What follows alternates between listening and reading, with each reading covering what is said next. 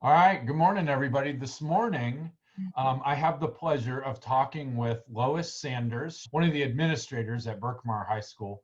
Um, and she has been just phenomenal in this quarantine about sending out self-care information for the teachers and championing that cause. And so this morning, I thought, what a great person to chat with about what she's doing on her own and what she's doing for the school. So Lois, would you introduce yourself? Yes, good morning. I am Lois Sanders. I'm an assistant principal at Berkmar High School, and I just finished my third year there. I am also working toward my health coach certification, so this wellness conversation is very interesting to me, and I'm very excited to be a part of it. Oh, that's so cool. I didn't know that. Yes, I just started. It kind of just fit together. So tell me a little bit about what that is. So it's through the Institute for Integrative Nutrition, or IIN, and it really focuses on all areas of health, not just, like I've said in my emails, what you eat and drink. It kind of brings in all the areas as well, which nourish people. Yeah. So you have sent out these weekly emails. Can you tell us a little bit about what's been in them and the content and how you get it, and like share a little of that, because they have been just fantastic. Thank you. I really do appreciate that. In this world of technology and emails, sometimes I feel like those tend to get lost. But through this quarantine, I found that a lot of teachers have found them very helpful. I have based them on what I found online through the 7 pillars of wellness. And so each week I would highlight each of the 7 and I would include a different tip for each one.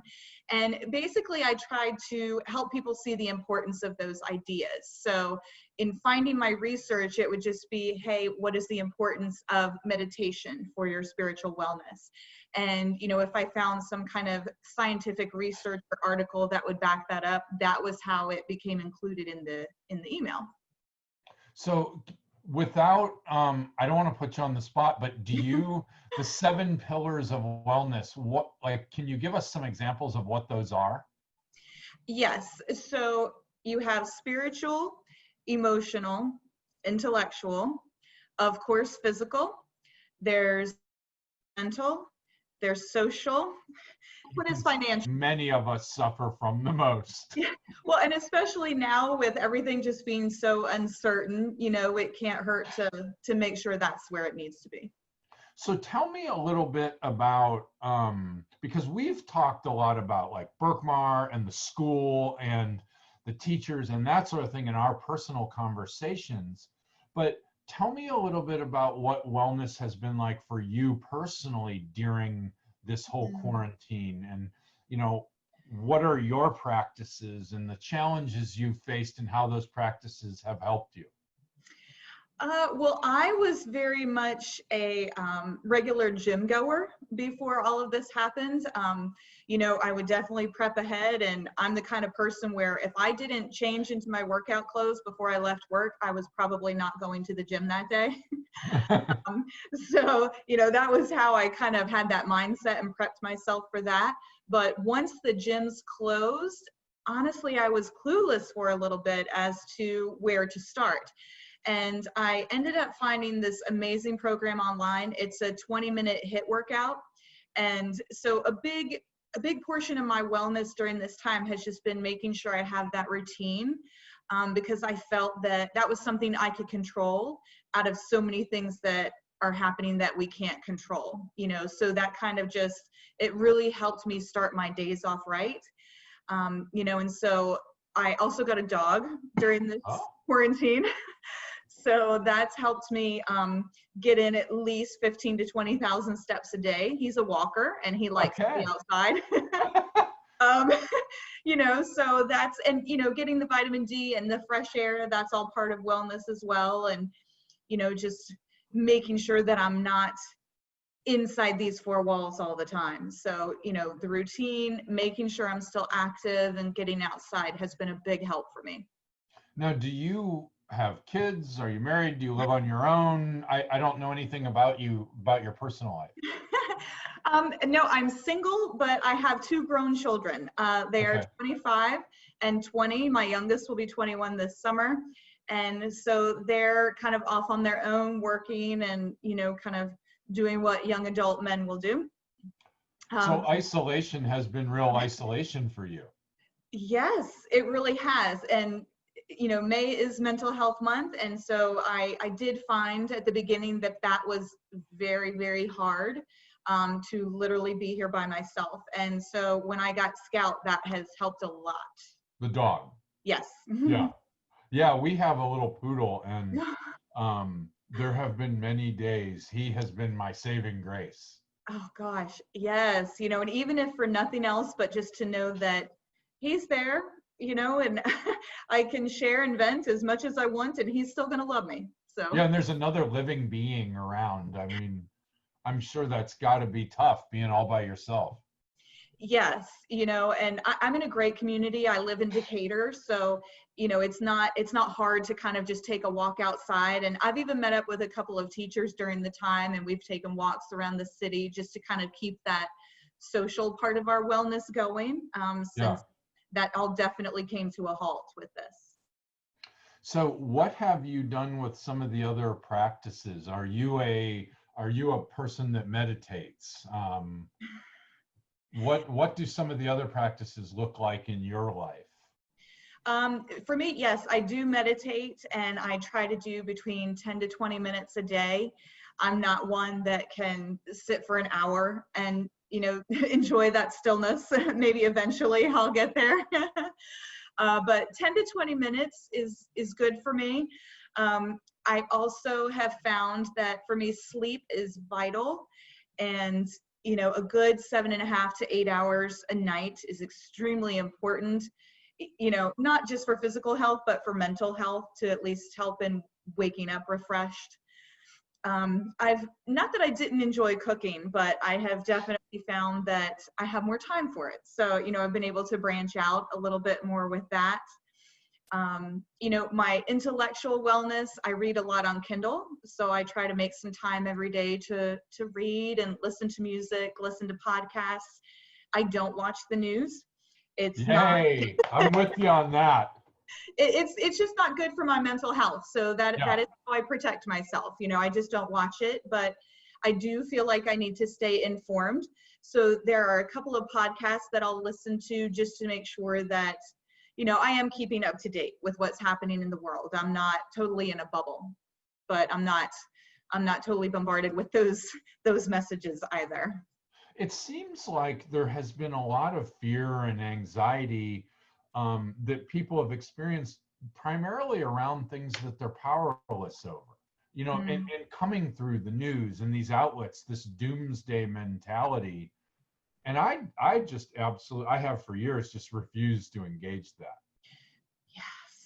Yes, it's not, I mean, there is a point where you get oversaturated, and I think that's the point where a lot of people are, and especially in wanting to stay up to date with things, you almost have to set yourself a limit where you allow yourself, okay, this 30-minute news show is what I'll watch, and then it has to go off.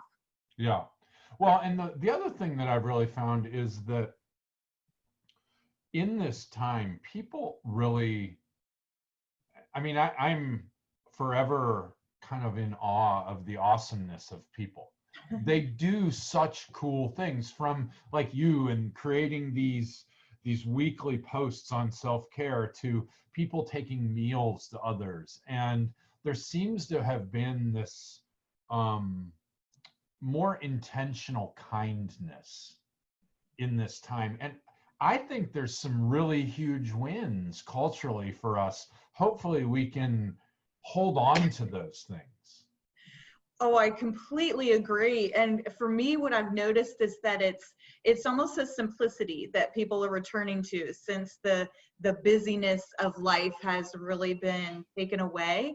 It's just, I was on a walk the other night, and I passed a couple, and they were what I saw as staring at a fence. But when I passed and greeted them, they were appreciating the lavender, Okay.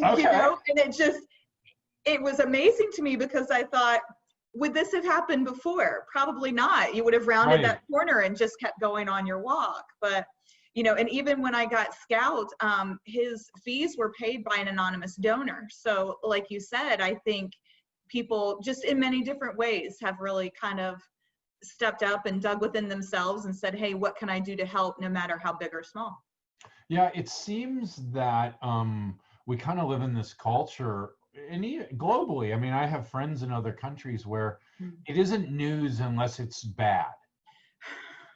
Whereas I think there's so much good news out there, and truthfully, creating that positive narrative is catchy. Like, people want to be a part of it.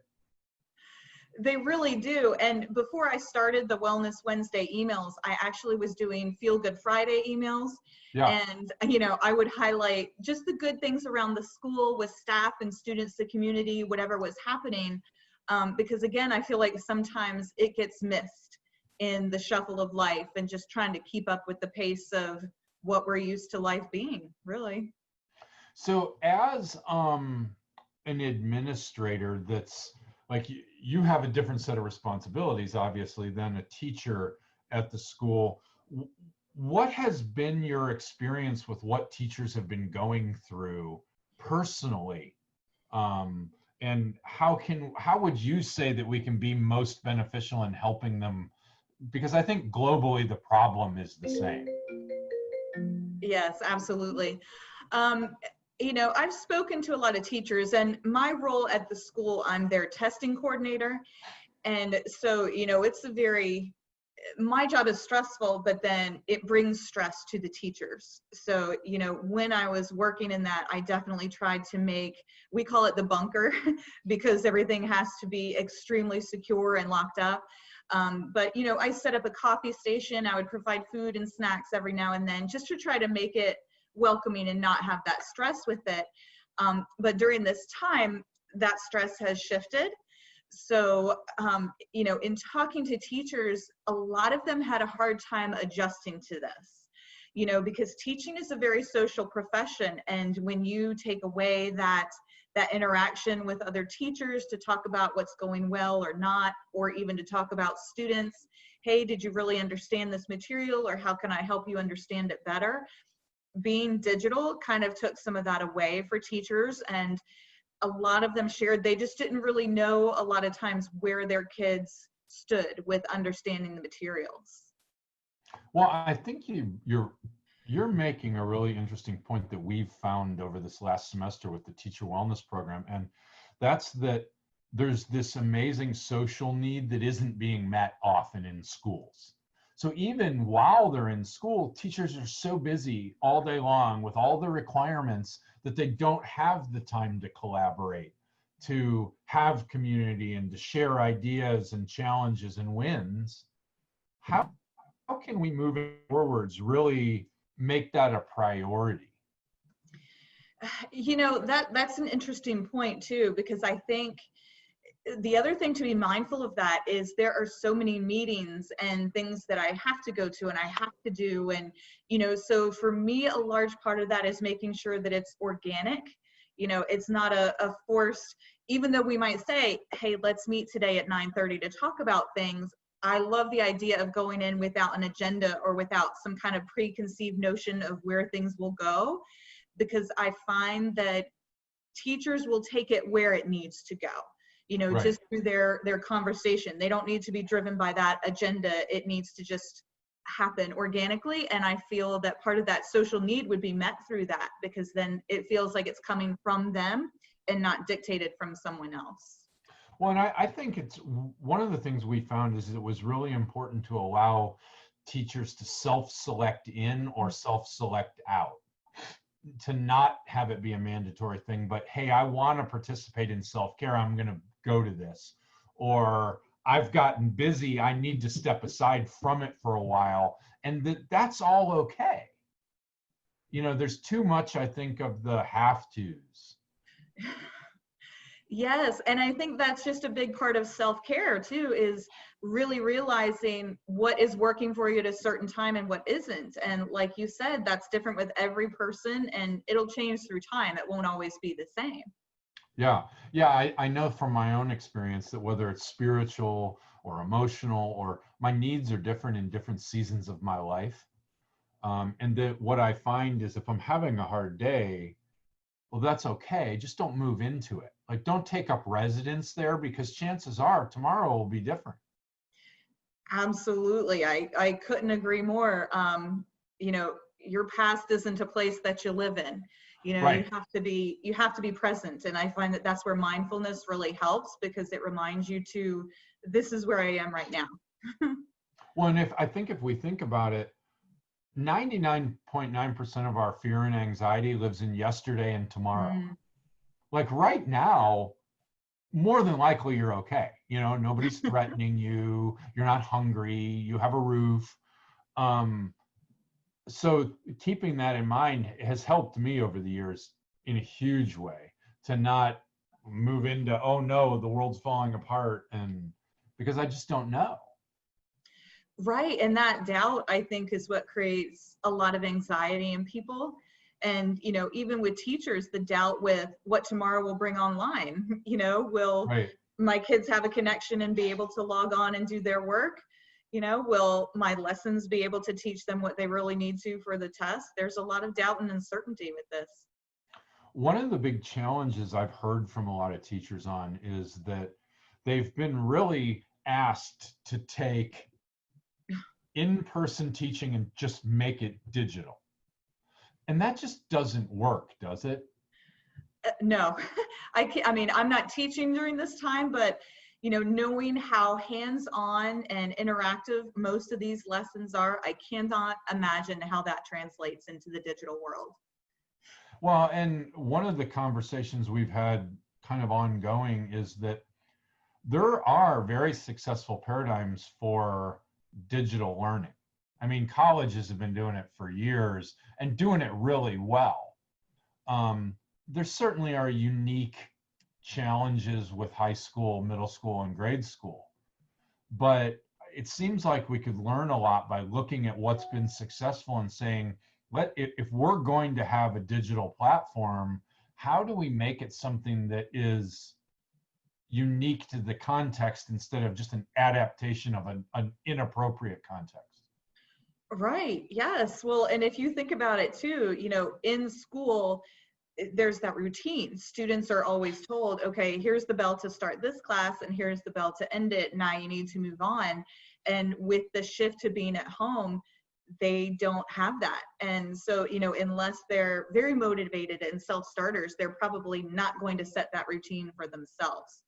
So, you know, I think a big part of it is figuring out how we can kind of include that same routine in the digital learning, but keeping with the challenges that our students face while they are at home.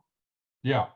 Yeah. And do you think that as an administrator, your team of administrators has been able to get a good grasp on what are the challenges that the students and teachers are facing? I mean, has that been able to be assessed? Yes, we actually spent a lot of time on Monday discussing, you know, what worked, what didn't work, what can we work on over the summer, you know, in the event that when August 5th comes, we're not coming back in person, and that, you know, we're either all DLD or doing some sort of hybrid model. You know, we have found that although a lot of our teachers are very technologically savvy, it didn't necessarily translate to, you know, learning these different programs overnight that they might need, which a lot of these Right. teachers had to do. They had to teach themselves how to use some of these programs. And, you know, it doesn't necessarily mean it was used to the best that it could be, but, you know, it was on the fly. You know, we found out on a Thursday that we weren't coming back that Monday. So teachers had 3 days to kind of, you know, figure out life. What am I doing now with my lessons, where we were doing a group project and now that's clearly not going to happen. What seems like leadership, whether you're an administrator and you're a leader of teachers, or you're a teacher and you're a leader of students, needs to be so much more intentional now on empowering people as opposed to informing them. Yes, it's funny how, you know, just a few little words can, or a few little letters can change that word. Yes, empowerment is definitely a big thing here because, sometimes I think, as leaders, it's hard for us to sometimes take off the blinders and not think, okay, well, this is how I would have done it, but to really kind of take them off and give the teachers that freedom to say, use their personalities with the technology to really decide, okay, this is how my lessons would work best for me, and this is how it should look without fitting into that mold.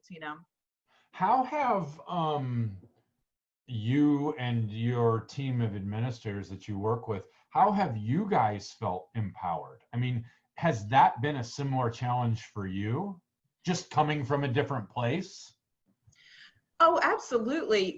Because, and we've talked about this before, life has changed so greatly in such a short period of time. And so I feel like everybody was coming from a place where they had to adjust and figure out what, and I hate to use this phrase, what the new normal, was going to look like, regardless of being a teacher or an administrator or even the principal.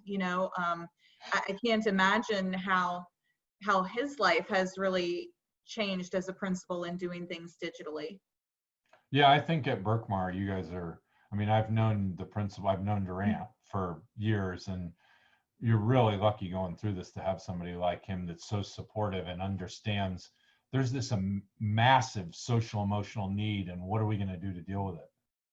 Yes, and you know what? Our counselors have been vital because there were teachers that had really good relationship with students, and those students felt comfortable enough to reach out and say, I'm having an extremely difficult time right now. I don't know how to process or handle this. And our counselors were on the ball. They were right there on the phone with the student, with the parents, making sure that even in this time, they still had the necessary supports emotionally and academically to try to really work through this.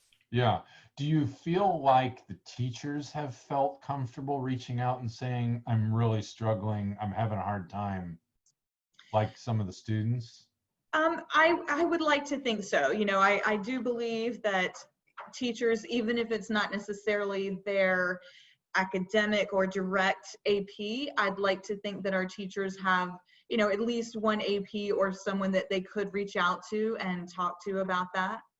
And I know all of our administrators, their doors are open. They're always willing to talk and text and email and really kind of, help teachers with whatever they need. Yeah, I know there have been some real challenges on all levels with it. And it's been really good for me to see some of the teachers, because I've been in contact with several of them throughout this, and they've called when there's been a need. And it really just seems that, like, if I can share my challenge, it loses so much power. Yes, I absolutely agree, because, I think you overthink and you get this thing built up to be so much bigger than it is. Not that it's not an issue, but, it gets to seem almost insurmountable in your head. And like you said, the moment you share it, some of that weight and, kind of what you have built up in your mind kind of just does wear away. Well, and I think too, in isolation, we will tend towards taking really inappropriate ownership of events. Like we'll try and own way too much. And somebody, when we can process it, we're like, oh, wait a minute, I don't have to do all that. Right. Yeah, I mean, because so many lines have been blurred, it's like, well, where does my role actually end? And the big thing I've heard from a lot of teachers is having to set a time to cut off that workday, because kids weren't getting up, to come to a class at 7 o'clock in the morning. So they might not be showing up for a class until midnight. And so right. All of our teachers, really kind of had to shift their hours to focus on those needs. So some of them were working with students until at least midnight. They would get text at 3 o'clock in the morning asking about a test. And it was how things changed because of this. Yeah, having good boundaries about their own personal space and time has been hard for a lot of them, I know. Oh yes, and you almost, I know if I was in that situation working with students, there's no way I wouldn't answer that text, Right. even no matter what time it was, just because that's what teachers do. Yeah. I know how it'd be hard. Yeah. Well, Lois, thank you so much for taking the time to talk today. This has been fantastic, and hopefully it'll be helpful for the audience out there that gets a chance to watch it. And for anyone watching this, if you have questions, please send us an email, share your questions, your challenges with us, and really help us grow this global dialogue. Thanks, Lois. Yes, thank you so much. I appreciate it.